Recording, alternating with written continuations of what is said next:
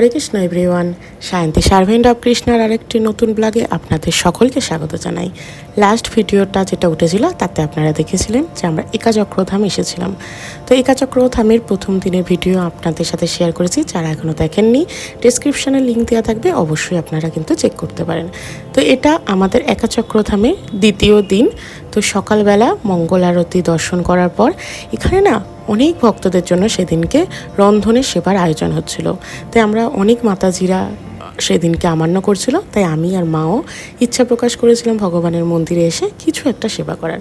তো সেই কারণে সেদিনকে আমরা আমান্য করছিলাম। আর এটা হচ্ছে একাচক্রধামের সবথেকে বড় কিচেন, যেখানে আগের দিন আমরা প্রসাদ পেয়েছিলাম দেখেছিলেন, সেটারই হচ্ছে কিচেন। সেখানে পনির, চাল, ডাল, অনেকটা বড় কিচেন হলে যা হয় আর কি, সেই অ্যাকর্ডিংলি ওজন করে সেইগুলো রন্ধন করা হবে। তো চলুন এখন আপনাদের সাথে রন্ধনশালাটা একটু দেখাই। এখন পৃথিবীর বিভিন্ন প্রান্তে যখন গ্যাসের প্রবলেম, সেই জায়গায় কিন্তু ইস্কনে পুরোপুরি কাঠের উনানে রান্না হয়। আমরা একটু ভাবনা চিন্তায় ছিলাম যে অনেক জায়গায় রন্ধন বন্ধ হয়ে গেছে, তো কিন্তু তারপরে মনে হলো ইস্কনে তো কাঠের উনানেই রান্না করা হয়।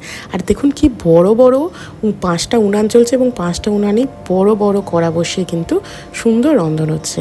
তাই এই ইস্কনে গেলে কিন্তু গ্যাসের অভাব একদমই বুঝতে পারা যায় না। তো এইদিকে ছিল কিচেন ভগবানের রন্ধনের, আর এই দিকটা হচ্ছে যে প্রসাদ পাওয়ার জায়গা, যেটা আগের দিন আমরা প্রসাদ পাচ্ছিলাম। তো ভাবলাম এখন পুরো ফাঁকা আছে, আপনাদেরকে একবার দেখাই। কত বড় এরিয়া জুড়ে দেখুন। আর ওইদিকে যে টেবিলগুলো আছে, ওইখানেই আপনারা যাদের পায়ের বা হাঁটুর সমস্যা আছে তারা কিন্তু বসে প্রসাদ পেতে পারেন। তো সকালে 9টার প্রথমে ভোগের এবং প্রসাদের ব্যবস্থা হচ্ছিল। তো সমস্ত কিছু যেখানে বসে আর কি প্রসাদ পাওয়া হয় সমস্ত কিছু তাই প্রভুরা রেডি করছিল। আর এই কিচেন অপোজিট সাইডে প্রসাদ কক্ষ, আর তার অপোজিট সাইডে কিন্তু কিচেনের প্রভুরা 5টা একদম উনান জ্বালিয়ে কড়ার সাহায্যে রন্ধন করছে। রন্ধনশালা আপনাদেরকে দর্শন করালাম। আপনাদের হয়তো দেখে অনেকটাই ভালো লেগেছে। যারা একাচক্রধামে গেছেন তারা তো দেখেইছেন, আর যারা যাননি তারা কিন্তু অবশ্যই প্রসাদ কক্ষতে তো প্রসাদ পাবেন, এবং রন্ধনশালাটাও কিন্তু আপনারা দর্শন করতে পারেন। তারপর চলে এসেছিলাম একাচক্রধামের গোশালাতে, যেখানে সমস্ত গোমাতারা কিন্তু সকালবেলা, যেহেতু এখন অনেকটা গরম হয়ে গিয়েছিল, তাই অনেকটা সকাল সকাল করেই একদম কোচারণ করে চলে এসেছে এখানে। তারা কিন্তু এখন খাচ্ছে। তারপরে চলে এসেছিলাম দর্শন আরতির জন্য। তখনও মন্দিরটা অন্যান্য যেমন মন্দিরের সময় থাকে, এই মন্দিরেও সেরকম দর্শন আরতি 7:30 থেকে সকাল 4:30 হয় মঙ্গল আরতি। তারপর তো বৃন্দা দেবীর আরতি হয়ে গিয়ে কিন্তু মন্দির বন্ধ হয়ে যায়। তারপর দর্শন আরতি সঙ্গে সঙ্গে কিন্তু মন্দিরের সংলগ্ন যে দোকানগুলো আছে সেইগুলো কিন্তু ওপেন হয়ে যায়। আর এখানে দর্শন আরতি হয় 7:30 থেকে। তো ওই 5:30 থেকে 7:30 পর্যন্ত আমরা ওই রন্ধনশালা, আমান্য এবং গোশালা এই সমস্ত কিছু দর্শন করে নিয়েছিলাম। এখন যাচ্ছি মন্দিরে। এই যে দেখুন, মন্দিরের সামনেটা এত সুন্দর, কুরুক্ষেত্রের যুদ্ধে বিভিন্ন জিনিস দিয়ে এত সুন্দর করে মন্দিরটা সাজানো, আমার ভীষণ ভালো লেগেছে। আর তার থেকেও বেশি ভালো লেগেছে ভগবানের যে গর্ভগৃহ এবং এই প্রভুপাদের যে স্থান এবং সিংহাসন, এবং দুপাশে কি সুন্দর করে 2টো সিংহ রাখা আছে। তো চলুন এখন আপনারা আমার সাথে সবাই দর্শন আরতি ভগবানকে দর্শন করুন এবং ভগবানের কৃপা আশীর্বাদ লাভ করুন। তো মন্দির ওপেন হয়ে গেছে। আর সেদিনকে ভগবান রাধা মাধব, ললিতা, বিশাখা, সখী এত সুন্দর বেনারসি ড্রেস পরেছিল যে চোখ তো সরাতেই পারছিলাম না। মায়াপুরেও কত সুন্দর ড্রেস করে সাজায়, আর এখানেও এত সুন্দর সাজিয়েছে। আর এই যে আমাদের নিতাই গৌর কত সুন্দর ড্রেস পরেছে। আর সবথেকে ভালো সেদিনকে ছিল সেটা হচ্ছে যে এমন একটা ড্রেস সেদিনকে নিতাই গৌর পরেছিল যাতে তাঁতের পুরো চরণ আমরা কিন্তু দর্শন করতে পেরেছি। আমি অনেক বছর আগে একাচক্রধামে এসেছিলাম, তখন যখন এই মন্দির দর্শন করেছিলাম, আমার পুরো মায়াপুরের মতনই অতটাই সুন্দর লেগেছিল। তারপর অনেক দিন আসা হয়নি এইদিকে, তারাপীঠ এসেছিলাম তখনই একাচক্রধামে এসেছিলাম। তারপর বহু বছর আসা হয়নি, তো এই বছর একাচক্রধামে এসেছি এবং একাচক্রধামেই কিন্তু আমরা থাকছি। তো এই যে প্রথমে দর্শন আরতি হলো, তারপর মন্দির পরিক্রমা হলো, আর এখন হচ্ছে গুরু পূজা। তো সমস্ত মন্দিরেই তো আপনারা জানেন প্রভুপাদকে রেখে গুরু পূজা হয়, এবং তারপর পুষ্প দেয়া হয় গুরুদেব এবং প্রভুপাদের চরণে। তো আমি মা সেটাই দিচ্ছিলাম। ভীষণ ভালো লাগছিল। সকাল থেকেই সমস্ত ভক্তদের আগমন, তারপরে দর্শন আরতি সমস্ত কিছু দেখে নিজেকে ভীষণ ভালো লাগছিল। মায়াপুরে তো যাই, মায়াপুরে তো দর্শন হয়ই, কিন্তু তারপর যখন এই একাচক্রধাম বা বিভিন্ন ইস্কন মন্দিরে যাই না, তখন যেন মনটা ভীষণ ভালো হয়ে যায়। তো এখন আরতি হয়ে যাওয়ার পর সে প্রদীপ সবার উদ্দেশ্যে দিচ্ছিল। আর তারপর তো নিত্য কীর্তন, মন্দিরে তো জানেন ইস্কন মানেই সেখানে নিত্য কীর্তন, ভগবত সেবা এই সমস্ত কিছু তো সবসময় চলতেই থাকে। তো কুরু পুজো হয়ে যাওয়ার পর প্রভুপাতের যে বিগ্রহ ছিল সেটা তো মন্দির পরিক্রমা করে এখন মন্দিরে রেখে দেবে, যেরকম মায়াপুরে হয়। প্রথমে দর্শন আরতি হয়, মানে গৌর নিতাইয়ের বন্দনা হয়, তারপরে প্রথমে নৃসিংহ ভগবানের হয়, তারপর গৌর নিতাইয়ের হয়, তারপর রাধা মাধবের হয়, তারপর প্রভুপাতকে নিয়ে পুরো মন্দির পরিক্রমা করা হয়। সেই রকম একাচক্রধামেও কিন্তু তাই হয়। তো সমস্ত কিছু হতে হতে 8:30 পৌনে 9টা বেজে গিয়েছিল। এখনও প্রসাদ কক্ষ খোলেনি, কিন্তু আমরা তাও যেহেতু একটু আমরা সাইট সিনে যাব, তাই ভেবেছিলাম তাড়াতাড়ি করে প্রসাদ কক্ষের ওখানে লাইন দিই, আর এখানে যে প্রসাদ আছে সেখানে প্রসাদ পাবো। তো সেদিনকে ফেস্ট ছিল, আমরা যে আমান্য করছিলাম সেখানেই জানতে পেরেছিলাম সেদিনকে ফেস্ট ছিল।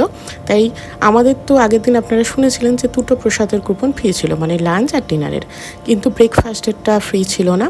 তো ব্রেকফাস্টে আমাদের কুপন নিয়েছিলাম। এই ফেস্ট প্রসাদের কুপন ছিল 150 টাকা, আর একটা এমনি প্রসাদের কুপন ছিল, সেটা 60 টাকা করে ছিল। এই যে সাদা কুপনটা দেখলেন, এটাই কিন্তু ফেস্ট প্রসাদের কুপন ছিল। তো এখানে সেদিনকে ফেস্ট প্রসাদে অনেক কিছুর আয়োজন ছিল, সব কিছু তো আপনাদের এক এক করে দেখাবই। আসলে যখন কিচেনে গিয়েছিলাম তখন তো দেখতেই পেয়েছিলাম কত কিছু রন্ধন হচ্ছে, আপনাদের সাথে যেটা শেয়ার করলাম কিছুক্ষণ আগে। তারপর নিজেরা যখন আমান্য করছিলাম তখন শুনেছিলাম পুষ্পান্ন হচ্ছে, মানে ফ্রাইড রাইস, বেগুনি, পনির, তারপরে ইঁচুড়, মানে এই সিজনের যে সমস্ত সবজিগুলো আছে সমস্ত কিছুগুলো কিন্তু হচ্ছে। তো সমস্ত ভক্তরা এসে গিয়েছিল ব্রেকফাস্ট করতে। তবে লাঞ্চে, মানে যেটা দুপুরের প্রসাদ হয়, সেখানে অনেক ভক্তদের আগমন হয়। সকালবেলা এবং রাত্রিবেলা আমরা দেখেছি তুলনামূলক একটু কম ভক্ত হয়, মানে যারা ওই মন্দির সংলগ্ন এলাকায় থাকে বা মন্দিরে যারা গেস্ট আসে, যারা থাকে, তারাই কিন্তু এখানে সে প্রসাদ পায়। তো তারপরে এখানে প্রথমে দিয়ে দিয়েছে দেখুন পুষ্পান্ন, মানে ফ্রাইড রাইস, তারপরে দিচ্ছে বেগুনি। এক এক করে সেদিনকে অনেক কিছু রন্ধন হয়েছিল। যেদিন ফেস্ট প্রসাদ থাকে সেদিন কিন্তু 2টো কুপনই থাকে, মানে একটা আপনারা সিম্পল 60 টাকার কুপনও পেতে পারেন, যেটাতে অন্ন, ডাল, 2টো সবজি থাকে। আর এছাড়া আপনারা এই ফেস্ট প্রসাদটার কুপনটাও পেতে পারেন। সেদিনকে আমরা যেটা পেয়েছিলাম সেটা 150 টাকা কিন্তু দাম ছিল। তারপরে নর্মাল সাদা অন্ন ছিল, একটা শাকের সবজি ছিল, ডাল ছিল, আরও একটা সবজি ছিল, তারপরে ইঁচুড়ের সবজি ছিল, পনির ছিল। সব কিছুতেই সেদিনকে কিন্তু আমরা ভীষণ ভালো প্রসাদ পেয়েছিলাম। তো এই একাচক্রধামে এসে এত ভালো লাগছিল, তাই ভাবলাম আপনাদের সাথে সেটা শেয়ার করি। আরও ছিল, সেটা হচ্ছে যে কচু আর আলুটাকে ভালো করে একদম সেদ্ধ করে স্ম্যাশ করে মাখানো ছিল। আর এখানে দেখুন পনির দেওয়া হচ্ছে। তো সকালবেলা ব্রেকফাস্টে এত সুন্দর আমরা প্রসাদ পেয়েছিলাম, মানে আপনারা একবার পেলে দুপুরবেলা প্রসাদ না পেলেও হবে, এরকম একটা ব্যাপার ছিল। প্রচণ্ড ভালো সেদিনকে প্রসাদের ব্যবস্থা ছিল। এছাড়াও চাটনি ছিল, যেটা আর আপনাদেরকে দেখানো হলো না।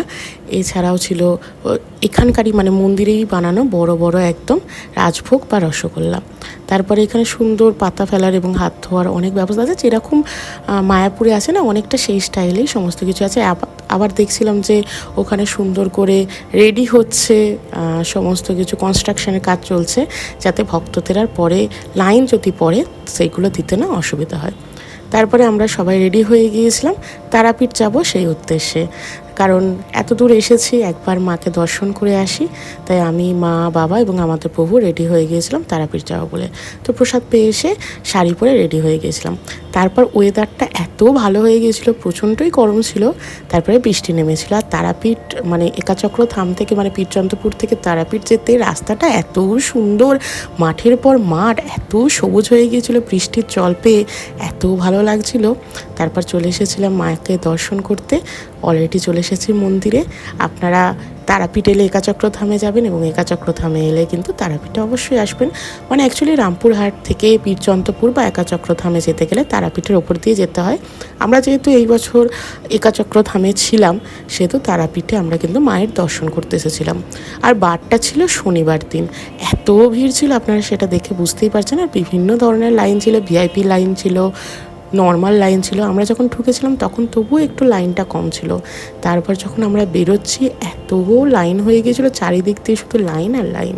তো কোনো ক্রমে আমরা মাকে দর্শন করতে পেরেছি, যতটা দর্শন করতে পেরেছি ততটা আপনাদের সাথেই শেয়ার করলাম। আশা করছি আপনাদের দেখে ভীষণ ভালো লাগবে এবং আপনারাও মায়ের কৃপা আশীর্বাদ লাভ করতে পারবেন। তো মাও হলো বড় বৈষ্ণবী, তাই মাকে দর্শন করে কিন্তু আমাদেরও ভীষণ ভালো লাগছিল। আর এত দূরে একাচক্র ধামে এসেছি, যদি মাকে না দর্শন পেয়ে চলে যেতাম সেটা খুব একটা ভালো লাগতো না। কিন্তু সামনে এতটাই ভিড় ছিল ভক্তদের এবং সমস্ত পাণ্ডারা এমনভাবে দাঁড়িয়েছিল, খুব কম টাইমই, খুব কম সেকেন্ডই বলতে পারেন সুযোগ পেয়েছি মাকে সুন্দর করে দর্শন করার। তো যতটা দর্শন করতে পেরেছি ততটাই আপনাদের সাথে শেয়ার করছি। ভীষণ ভালো লেগেছে তারাপীঠ এসে, তারপর মাকে দর্শন করে একাচক্রধাম ঘুরে। এটাই ছিল আমাদের শেষ দিন। এরপর আমরা কিন্তু আমাদের বাড়ি ফিরে যাব। আবার কবে আসা হবে তা জানি না। একাচক্রধাম এসে, তারাপীঠ এসে একাচক্রধামের সমস্ত কিছু ব্যবস্থাপনা দেখে আমার ভীষণ ভালো লেগেছে। এখানে থাকার জন্য আপনারা 1 মাস আগে থেকে কিন্তু বুক করতে পারেন, মানে একাচক্রধামে থাকার জন্য। এছাড়াও তো প্রসাদের ব্যবস্থা সমস্ত কিছু দেখলাম। ভক্তদের তো সুব্যবস্থা আছে, এছাড়াও সকল ভক্তদের কিন্তু এখানে সবসময় ওয়েলকাম আছে। তো তারাপীঠ থেকে বেরিয়ে একটু শাঁখা যে আছে না তারাপীঠের ওখানে, আমার খুব পছন্দ কিছু একটু পাতলা শাঁখা কিনতে। আর আমি অনেক আগে যখন একবার গিয়েছিলাম তখনও এখানে বেশ ভালো পেয়েছিলাম, তাই এখানে শাঁখার একটা দোকানে এসেছিলাম, দাদার ওখান দিয়ে দেখছিলাম শাঁখা, তো নিয়ে তারপরে বাড়ি যাব। এছাড়াও বাড়ি যাওয়ার আগে ইচ্ছা আছে যে একটু তারাপীঠের ল্যাংচা, একাচক্রধাম থেকে প্রসাদ এই সমস্ত কিছু নেবো। তাই এখানে প্রথমে আগে শাঁখাটা নিয়ে নেবো, তারপর বাড়ি চলে যাবো। আর ওয়েদারটা এত ভালো ছিল সেদিনকে, তাই খুব একটা কিন্তু আর অসুবিধা হচ্ছিল না। তো আমরা বাড়ি ফিরবো বিকালে শহীদ এক্সপ্রেসে, যেটা রামপুরহাট থেকে বিকাল 4:30-র সময় ছাড়ে। তো সেই এক্সপ্রেসে আমরা বাড়ি ফিরবো। তো এই ছিল আমার একাচক্রধামের ভিডিও। কেমন লাগলো অবশ্যই কমেন্ট করে জানাবেন। ভালো লাগলে একটা লাইক করে দেবেন, আর যারা এখনও সাবস্ক্রাইব করেনি প্লিজ সাবস্ক্রাইব করে দেবেন। দেখা হবে নতুন আরেকটা ভিডিও নিয়ে। হরে কৃষ্ণ।